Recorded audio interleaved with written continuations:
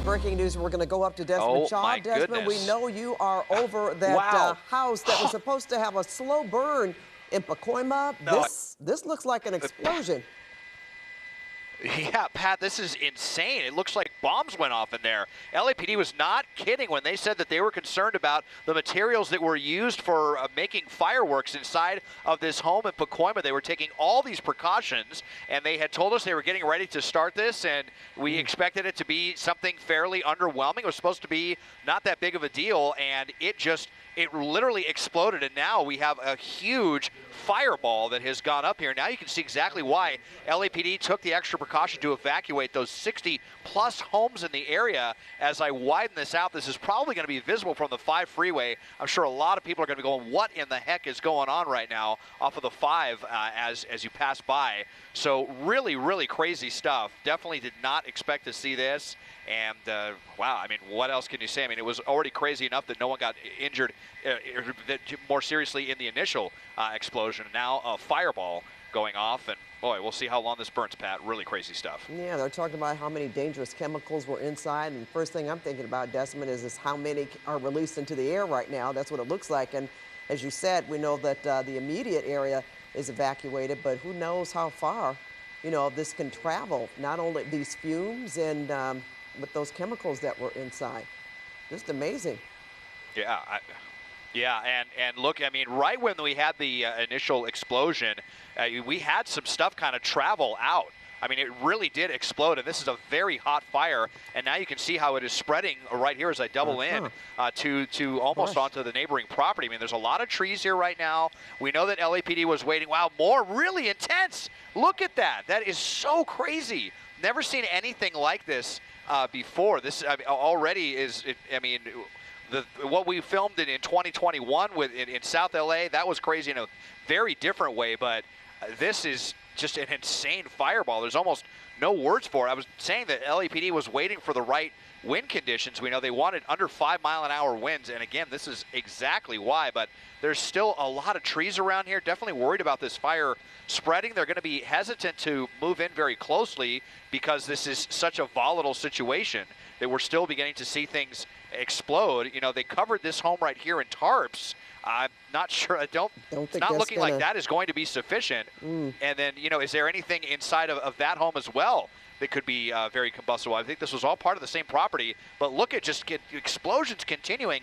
How much material was inside of that structure? This is just something else. And these were, well, the materials were things that you would use to make fireworks. They didn't quite have, from what we understand, they didn't have the actual fireworks themselves, but the materials to make them, which, as we can see, are still so very, very combustible. And guys, I'm looking at this picture from Desmond shot and those bushes that seem to be on fire. There's another small fire to the bottom left of your screen, and who knows, what could happen there, or just how long and just how widespread that this could become. I'm hoping not, but how do you combat something like this?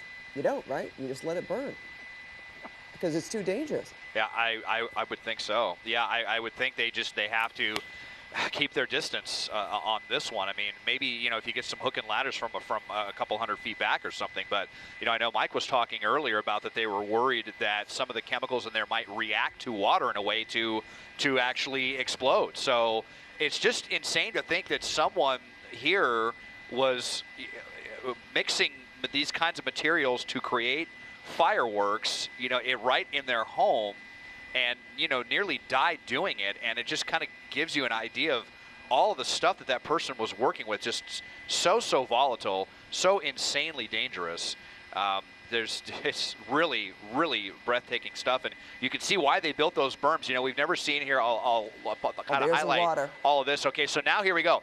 Yeah, so here's that little one of those little robots that they have that they can get into dangerous areas like that. So they had everything, and look at now as it's actually kind of widening the nozzle here. But you see the reaction there. If it might even, I don't know if it's hitting. I would have to imagine that they had the power turned off to this structure. But yeah, this is really crazy. So just so glad that LAPD was as prepared.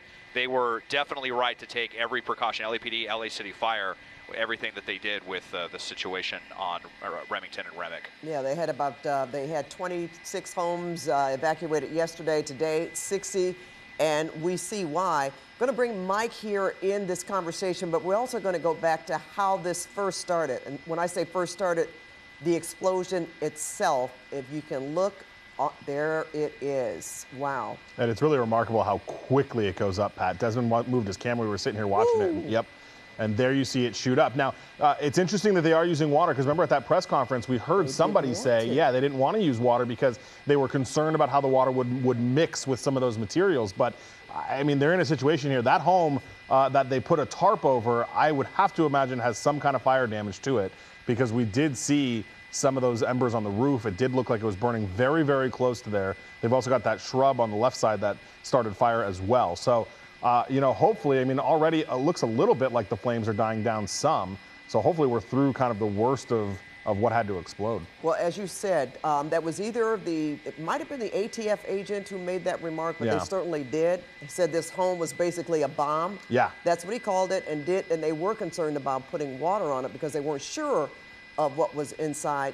Looking at this picture, guys, on Desmond's shot on the left-hand side of your screen there, it does look to be dying down somewhat. So you would hope that looking at this now, that maybe, you know, we've seen as I'm speaking, it just seems to flare up again. So we're gonna toss it over to Jeff Nguyen, who was on the ground in Pacoima near where this is happening. Jeff, amazing. Yeah, certainly, Pat. We are about a block away from where this burn happened, and it was almost that sort of like fire in the hole sort of situation. And the reason for that is because you kind of have this sort of sensory overload.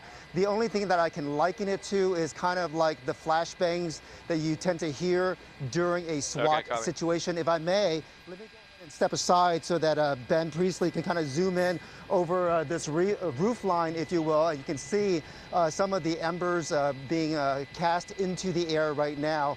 You know, throughout the night, we had been hearing that this slow burn was going to happen this evening, and then the police department kind of moved it back several times. And one of the reasons, as you can see now, for that is because they wanted to make sure that the wind conditions were perfect for that. Luckily, right now, you can see some of the smoke rising straight into the air, because the last thing you want, especially in this sort of urban setting, given what we saw earlier in January, where we saw homes in neighborhoods burning in the Palisades as well as in the Eaton fire, you certainly don't want any sort of a sideway movement, and that is why you saw some of the gel, the thermal gel that was sprayed in the neighborhood before this burn happened. We also saw some berms in place. The reason the fire department did that was to make sure that if they do use water, the berms are going to keep the water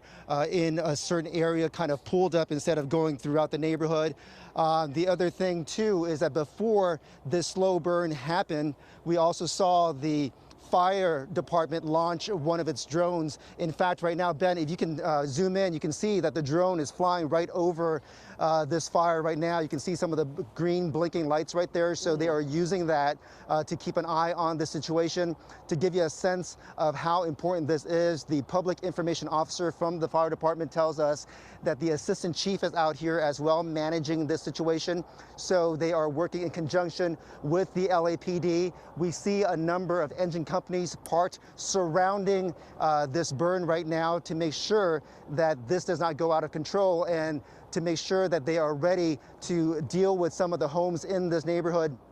That's why they had the thermal gel, the tarp, and the berms that you saw. In addition to all of this, they also put us some metal fencing as well. The mayor earlier during the news conference said that the fencing was in place just in case there was shrapnel, and we see why they were so concerned about shrapnel being launched into nearby properties. But right now, at least the winds are cooperating. They've got the drones in the air.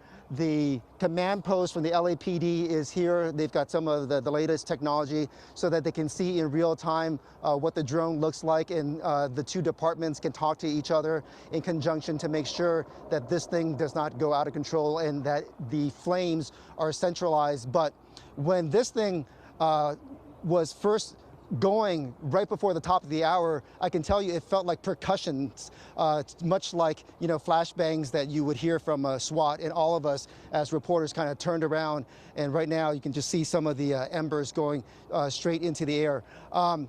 Also, the other concern that the police chief brought up earlier as well is that some of the chemicals that are used in the firework process are very volatile. So they were concerned about what would happen with those chemicals if they were to mix with water. Water is not always a very good solution to certain types of burns. As we may remember from high school chemistry, you know, acids are very combustible with water. I'm not saying that acids are used in the process of making fireworks, but, you know, not all chemicals function well when you mix them with water, and that's why they had to do this sort of calculus, and that is perhaps why they had to kind of push back this burn so many times tonight.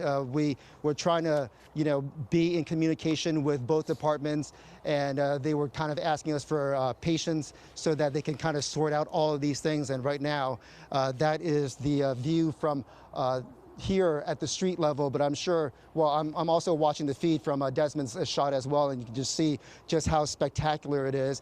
And in addition to the burn, they also have to worry about some of the vegetation surrounding that property as well. Pat, let me go ahead and send it back to you. Okay, and Jeff, while you do that, we do have video of your reaction when this first happened. I know you said you are about a block away from where this burn took place at this home on Remington. So we want to give our viewers a look at your reaction, firsthand, you know, report, if you will, or acknowledgement of what happened. We're looking at you now.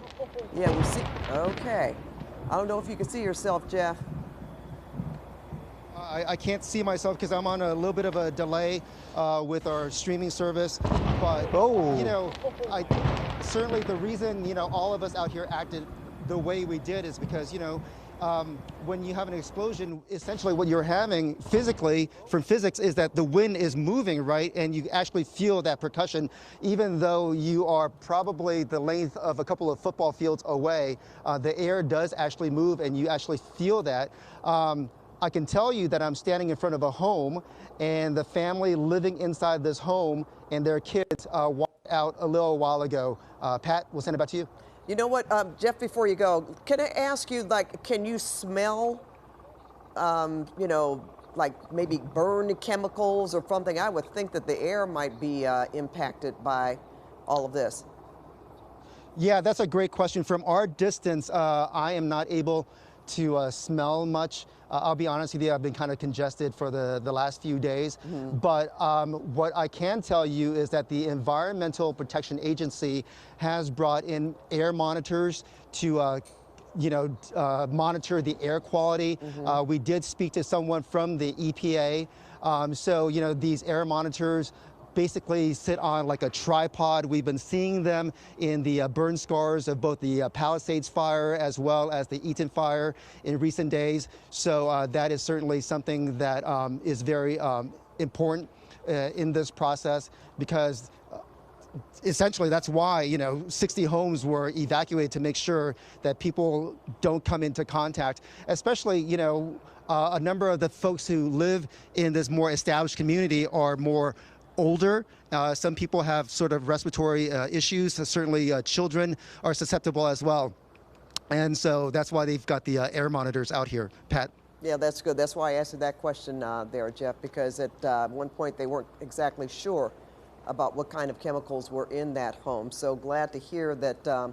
Sorry you're congested, but at the same time, glad that you're not impacted right now. Let's go over to Mike Rogers at the desk. And Mike, you're going to give us some more information about why this controlled burn in the first place. Yeah, you know, Pat, that's exactly right, because we talked about what happened in 2021 where they overloaded their total containment vessel and exploded in the neighborhood. This time they're taking a lot of different precautions. As we talked about earlier, different material that they're trying to dispose of this time as well, right? In 2021, a lot of those were completed fireworks. Certainly by this explosion and the colorful things that came out of it, there are some completed fireworks in that mess, but there's a lot of material that is just used to create the fireworks. That's what they were so concerned about. That's what they wanted to do, this controlled burn. Now, Pat, I have not ever seen what they were calling a slow burn. Right.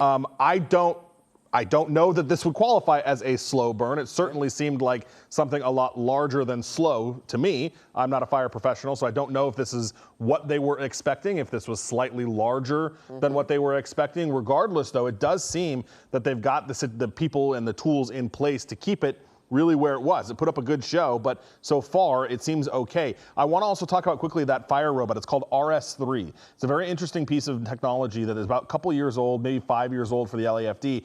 It is remote controlled. It's got cameras everywhere. They hook it up to a hose, and that's what's providing that water. There's no person near that source of water. That's all coming from the RS3 robot that they're able to see back at the command post from a safe distance. They have tons of cameras on it, and you can see right now they're mainly focused on that, what they call an exposure, that home right next to the fire that the fire got very close to. It's hard to tell from this distance whether or not the home actually suffered any damage, Pat. The one that's covered by tarp. Yeah, the one that's covered by tarp. And for our viewers to know too, the LAPD, LAFD asked us to back our chopper off a little bit, obviously concerned about what we saw, the explosion. So we're about 2,000 feet and a quarter mile away from the home.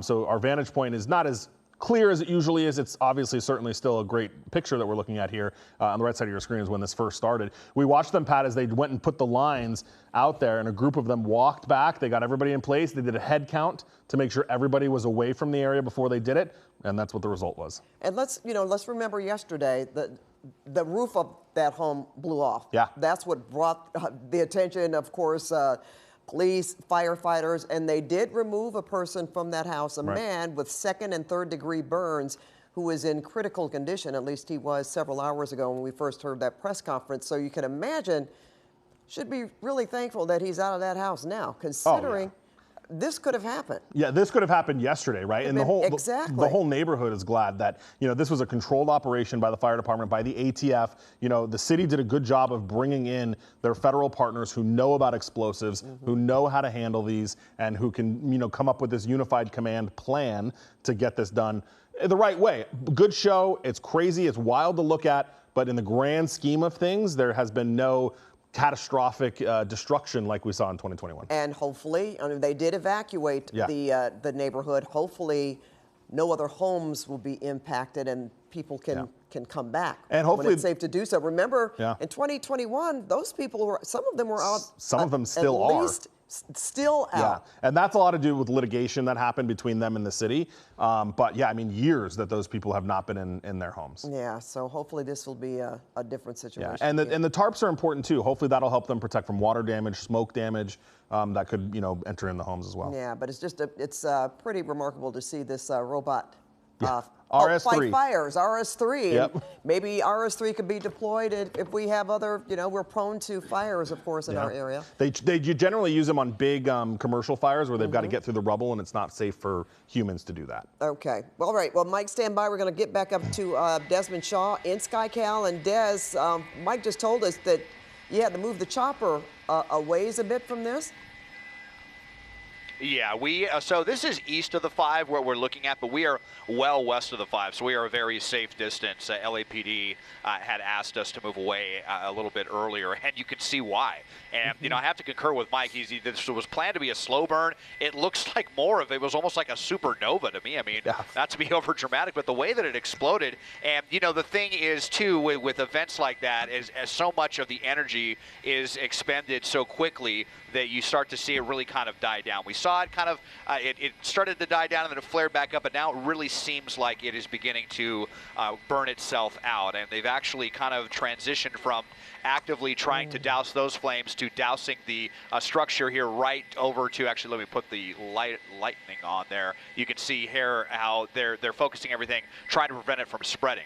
And then also I wanted to note how over here there is another little ancillary fire that sparked up. I think that was from the initial explosion. Let's measure how far that is. I mean, look at that. That's like 75 feet that something was ejected that was flaming into this neighboring yard and started. Fortunately, where it landed, it looks like it landed kind of in the dirt. There's just a little bit of grass, which, you know, we know how everything is really nice and moist right now. So that fire hasn't really had a chance to do too much. It's just kind of been hanging out right there, and hopefully that will just burn itself out. So we'll see when they, you know, just decide to actually move any personnel, and if they do, or if they're just going to be content to keep with that, you know, awesome little robot that they have right there, going kind of between a narrow stream and a wider one, but just a ton of water coming out right now. Very, very effective little apparatus. We'll be curious to see that more often in, you know, other situations or kind of urban firefighting situations. So this is where all of the firefighters have moved from